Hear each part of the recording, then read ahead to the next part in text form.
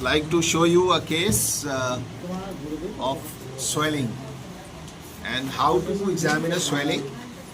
This is very fundamental for third year students, and also in the short case you get in the examination.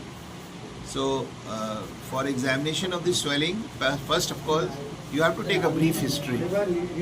So you tell us the brief history. पूछिए। वहाँ कब से क्या दिक्कत हो रही है आपको? 2 वर्ष के करीब हो गई इसको, मतलब पहले छोटा था, अभी दिन पे दिन बढ़ता जा रहा है। वैसे कोई परेशानी कुछ नहीं है, दिक्कत कुछ नहीं है। कोई दर्द वगैरह कुछ होता है? कुछ भी नहीं। दर्द वगैरह कुछ होता है? नहीं कुछ नहीं, बस बढ़ रहा है 2 साल से। और भी कहीं पे ऐसी गांठ है? नहीं, कोई नहीं। कोई क्या कहते हैं, आपको कोई हाथ पैर में कोई कमजोरी तो नहीं होती है? नहीं, कोई नहीं। ये गर्दन पे यहीं पर है, बस यही बढ़ता चला रहा है। बढ़ रहा है, वैसे घुमाने में वैसे कोई दिक्कत नहीं है। ऐसे कोई दिक्कत नहीं? नहीं, कुछ नहीं है। हाथ पैर चलाने में भी कोई दिक्कत कुछ नहीं। सारा काम सही मैं ड्राइविंग करता हूँ, बड़ी आराम से करता हूँ, आराम से फुर्ती से करता हूँ। So patient presented with lump on the Swelling. swelling over the neck, for Right side, left side. left side Left for side. past 2 years, which is Also in the midline.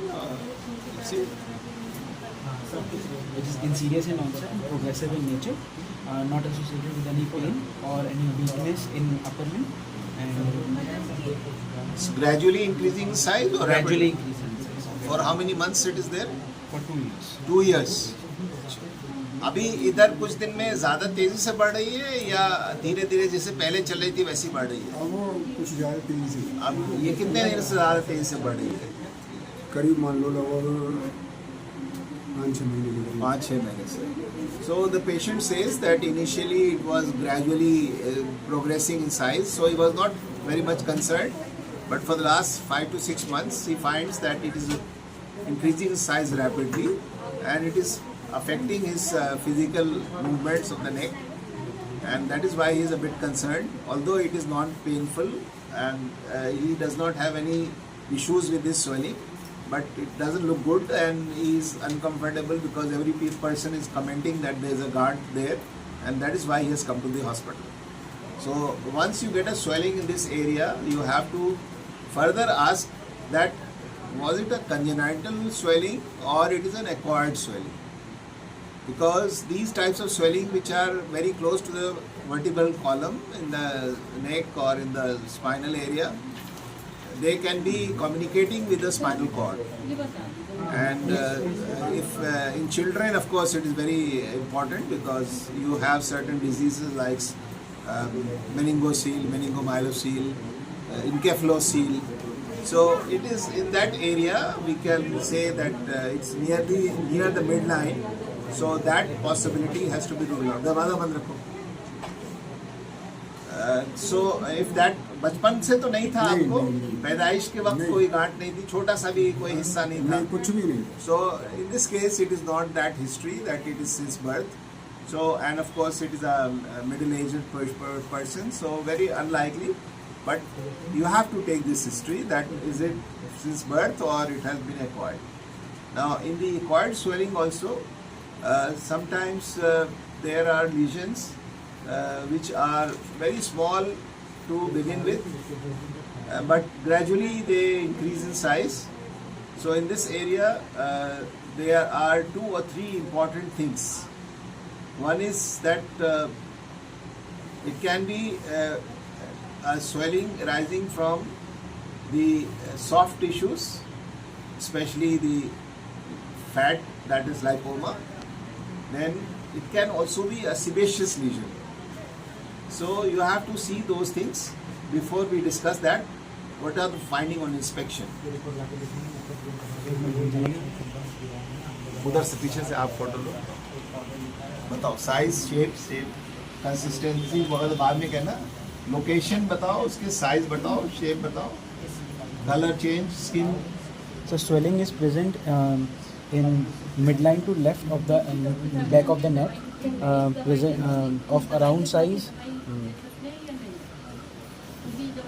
8 by 8 centimeter size. It's oval in shape, so it will not be 8, it may be 10 by 8. 10 by 8 centimeter in size, and on inspection the skin appears to be normal. Yes. Normal, slightly erythematous, but it's normal. And Are there any punctums? no seen? puncta, no No puncta. punctums. Now he is able to flex his neck. Yes, yes. गर्दन झुकाइए और दाहिने left बाएं दाहिने करिए.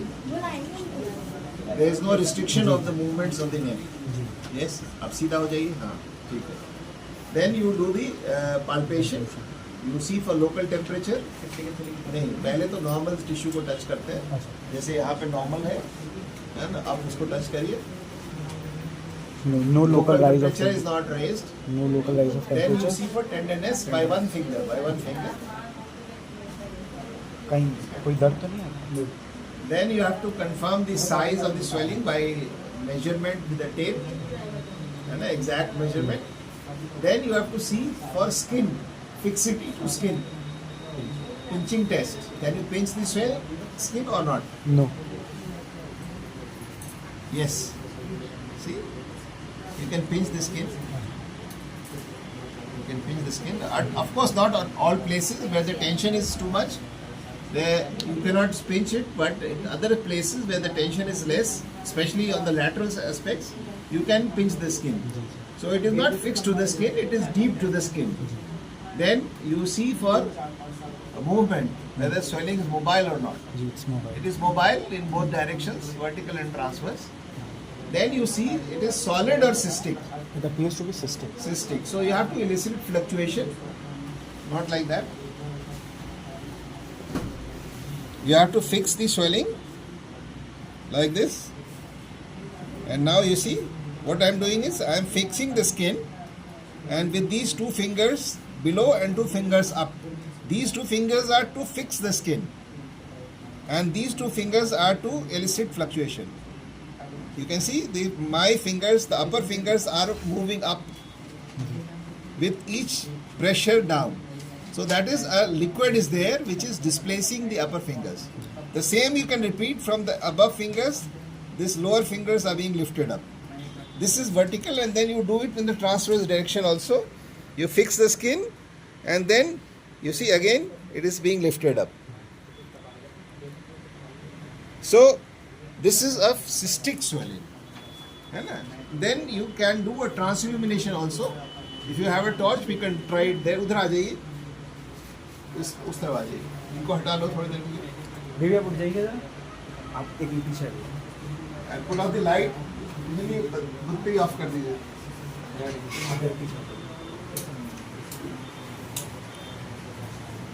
Torch ले लो, torch है. आप बाहर आइए.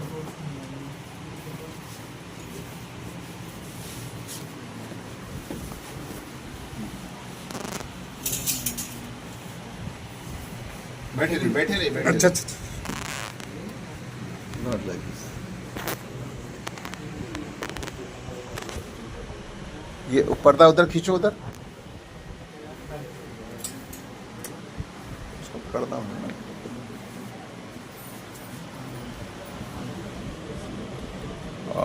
We can't say very clearly whether transillumination is positive or not.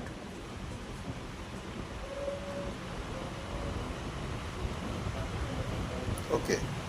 So transillumination appears to be negative, but it's not the ideal situation in which we do the transillumination. Light on kar do. So now again we'll find out whether it is fixed to the deeper structure or not. You see, it is not fixed to the muscles. It is mobile over the muscles. So the swelling is lying between the skin and the muscles. And it is cystic, and it is firm in consistency. So now with this clinical finding, we have to think of the differential diagnosis.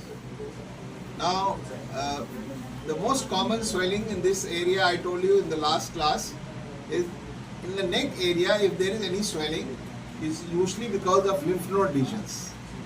But it is not in the typical area of the lymph nodes, which is in the transverse chain or in the vertical chain.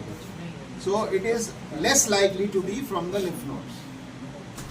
Second is that I told you spina bifida or in the encephalocele.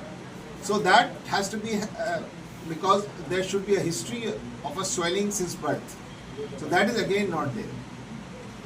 Then there is a differential diagnosis, cystic hygroma. Cystic hygroma is a lymphatic swelling, and again it's seen more commonly in children, and also in the neck is the common site, but the other sites also. So that would be one of the possibilities, but in this case it is an adult person. So again cystic hygroma is a less common possibility, but it can be a lymphatic collection. Not typically cystic hygroma, but collection of lymph in a cavity. And second possibility is lipoma. Lipoma may be there because although it appears to be cystic, but the typical features of lipoma are slipping under the examining finger. So that is also there in this case. So the differential diagnosis could be between or dermoid cyst. So there are three differential diagnoses in this case. Either it is a cystic hygroma, which is unlikely because he is not a child. Second is a dermoid cyst, which is a possibility. And the third is a lipoma. And of course, lymph nodes collection as a cold abscess, that could be a fourth possibility, although it is a rare possibility. So when you come to the final diagnosis in this case, I would think that either it is a case of say dermoid, or it's a case of lipoma. So these are the two things. So once you have that diagnosis, you have to confirm the diagnosis. So for confirmation of the diagnosis, there are two tools. One is fine needle aspiration cytology and other is ultrasonography. If you do an ultrasonograph, you will find that it is a cystic solid swelling or a solid swelling. If it is a solid swelling, then it's more likely to be a lipoma. If it is cystic swelling, then it is either cystic hygroma, of course not likely, but it could be a dermoid cyst. And then again, if it is a dermoid cyst, there will be other tissues in the form of teeth or some other bony tissues or muscle tissue which will be there. So it will be non-homogeneous. The ultrasound will show that it is having different types of endodermal, ectodermal tissues. But if it is smooth collection, then it is a fluid collection inside, which is likely to be it can be like a lymphatic collection. So lymphatic collection is also a possibility. So we can cut down the differential diagnosis into, in this particular age group, as a lymphatic collection or as a case of lipoma. So now we will investigate this patient, and then once we know what is this, accordingly we will manage. If it is a lipoma, its simple excision is the answer. If it is a lymphatic collection, again we have to incise it and take out the tissues, which are deeper tissues also, so that it does not recur. And if it is something else, then we have to manage accordingly. ठीक है, आ जाइए. Thank you. Yes. Next patient. Should NCCT head should be done in this patient? Actually, what we are trying to do is, in these modern times, is we are over-investigating. And that, of course, in some hospitals it may be a routine. But for the diagnosis, I don't think CECT head is indicated. The only thing which first is to first confirm what is this fluid or solid. For that, ultrasound would suffice. The only thing which you have a suspicion sometimes that is it communicating with the brain. For that, a skull X-ray would be sufficient if at all, if it's needed. So, and FNAC would further confirm that it is what is the type of tissue. So CECT as a routine is not indicated in this case. But first you have to go for ultrasound, and if ultrasound shows fluid collection, you go for FNAC.